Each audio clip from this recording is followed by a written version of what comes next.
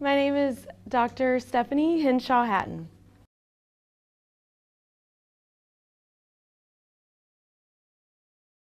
Well, I'm a district technology instructional specialist, and what that means is I basically train and I coach the technology specialists at each campus, and I help them train the teachers on how to use technology in their classrooms and in their lessons. Well, I have a bachelor's in education, and then I have a master's in instructional technology, and I have a doctorate in educational leadership with a specialization in curriculum. And I also have, you talk about certificates, I also have my reading and English certificate, 1st through 8th grade, and I have my principal certificate and my school business certificate. Growing up, my father and my mother were very supportive of me going to college. My mother hadn't been to college, and my dad started and didn't finish because they had me. So things got busy. So he always tried to tell me to go to school. That was the way out. And so I always knew I was going to go to college, but well, and they told me also I could be anything I wanted to be. I didn't know what that was for a while, but I knew I'd go to college. But I had this teacher my senior year who had us make goal lists for ourselves, and we had 5-year goals and 10-year goals, and I realized that I wanted to get my doctorate, that I do like to learn, and I wanted to be basically like an expert in my field. I didn't want to do something that I did not know the theory behind it. I did not feel like I knew what I was doing, you know? So for me, that was education. So I think I was a senior in high school when I decided that one day I would get my doctorate. The main things I believe in is that we should find technology and ways to use the technology that are research-based. So doing all this research in my doctorate of what would be the best instructional strategies helped me, and then what would be the best staff development strategies. How do adult learners learn? I had to take classes on not just how students, well, I say children learn, but I also had to take classes on how adults learn. And so putting those together is how I can do my job, where I'm teaching adults to teach children. So I have to know both of those things.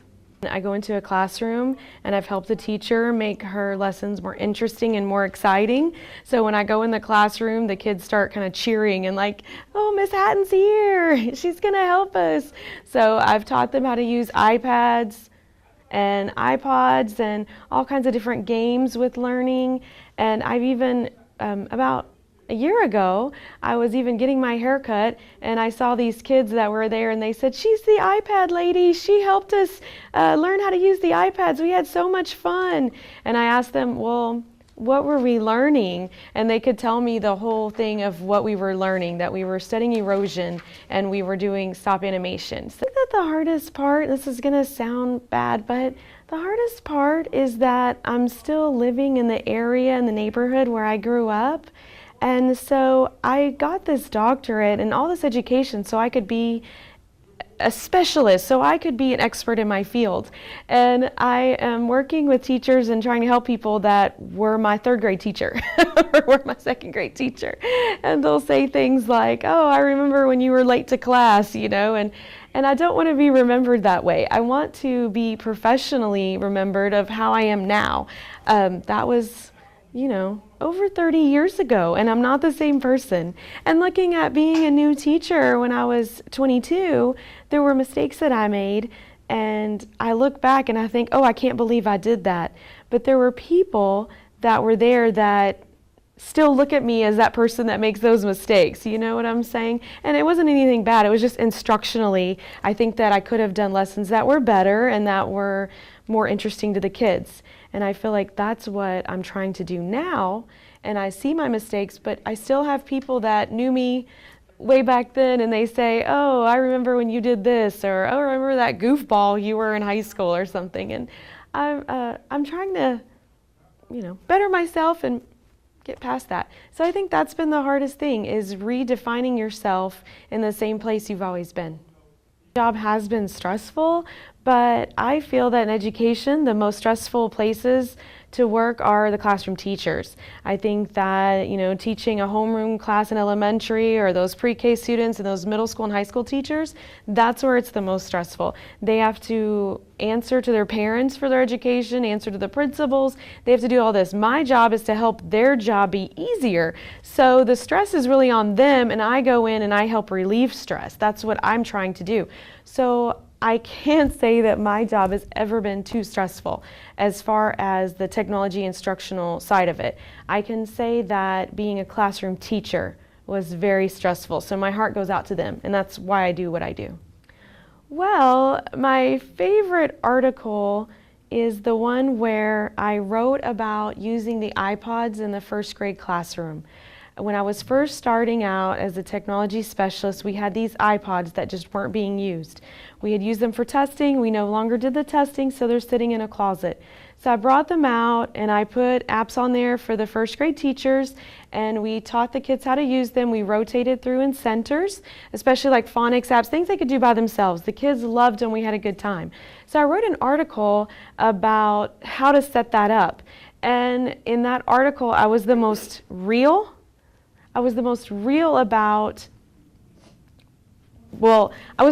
about the process, and I was the most real about my mistakes. I put on there like, don't do this, I did it and it doesn't work, or don't do this, I didn't do it and it doesn't work. And so when I posted all of those things on that magazine, it was the first time that I could actually not have that where I felt like I had to be a professional in everything. I could admit that, hey, I make mistakes. And that article got so much publicity, and I still get people saying, I read this article that you wrote back in 2012, and I loved the way that you were honest and said, hey, I messed up, or hey, and you did this way, and this way would have been a lot simpler. How to make it easy. We don't have to have all the kind of complicated technology integration. So that article I'm the most proud of because it got me thinking about other articles to write and how I want to do that. I want to be real with my voice when I'm writing, and I want to be honest and say what I messed up on. And that led to my dissertation topic of journaling for a year, everything I did, and then writing basically a dissertation of what things I screwed up on and what things I didn't. And I interviewed the teachers and asked them, like, hey, how did I screw up when I was coaching you? Or, hey, what job did I do that helped you integrate technology? So it was looking, that introspective article really got me started as like a self-study researcher and examining my own craft and my own skills as a teacher and a coach. So I think that article was a turning point for me.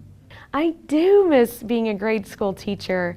I had kind of a letdown the second day of school because I didn't have those butterflies the night before the first day of school where I get to meet my new kids.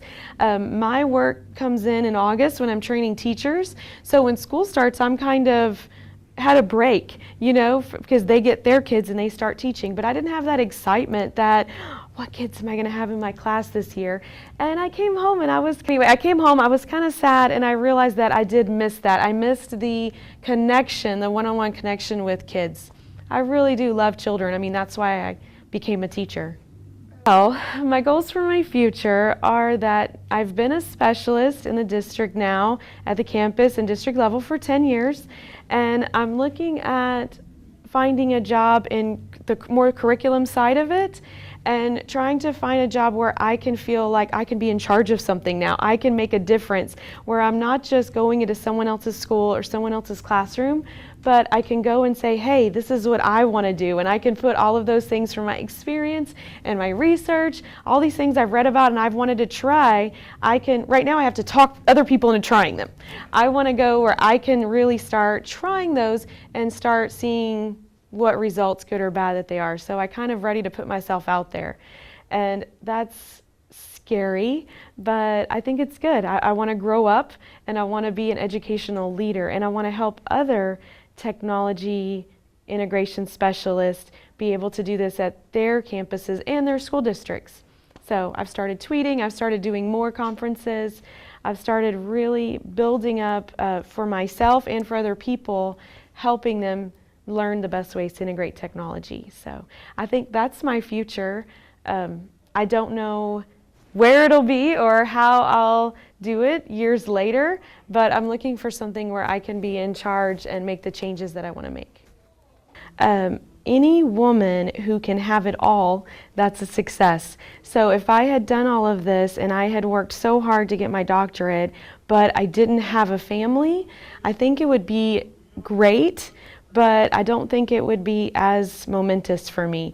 I'm not saying that, getting your doctorate if you don't have a family is not a worthwhile accomplishment, but I'm just saying if I was doing that and not doing a full-time job and not raising 4 children at the same time, I think it wouldn't have felt so rewarding to finish. But I think that being able to do that and have a family and raise a family of great children, I think is my biggest success. And having a great marriage with that too, having a partnership with my husband.